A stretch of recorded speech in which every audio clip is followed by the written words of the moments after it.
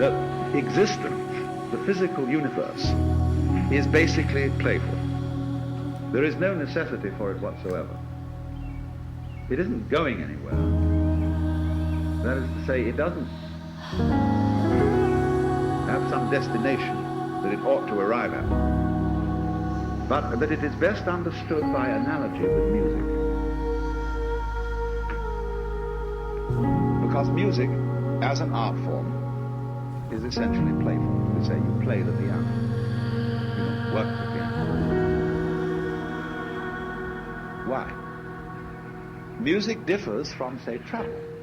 When you travel, you are trying to get somewhere.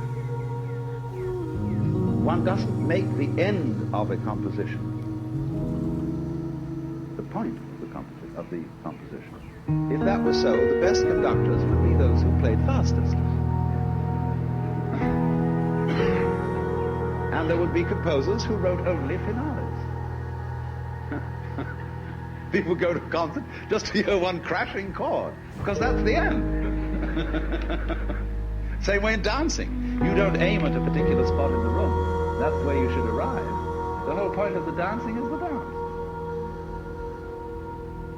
Now, but we don't see that as something brought by our education into our everyday conduct.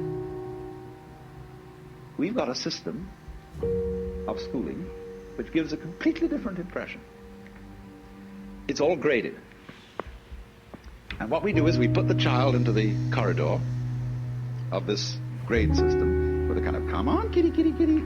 And yeah, you go to kindergarten, you know. And that's a great thing, because when you finish that, you'll get into first grade. And then, come on, first grade leads to second grade, and so on. And then you get out of grade school, you go to high school, and it's revving up, the thing is coming.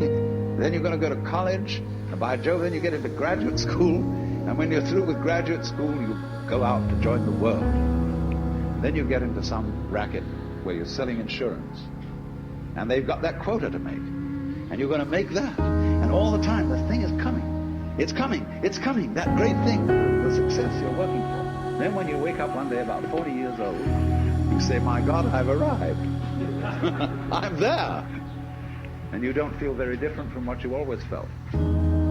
By expectation. Look at the people who live to retire, put those savings away.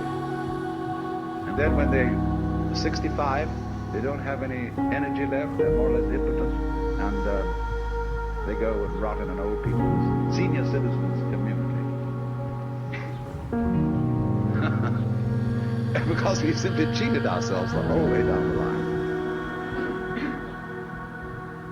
We thought of life by analogy with a journey, with a pilgrimage, which had a serious purpose at the end, and the thing was to get to that end, success or whatever it is, or maybe heaven after you're dead.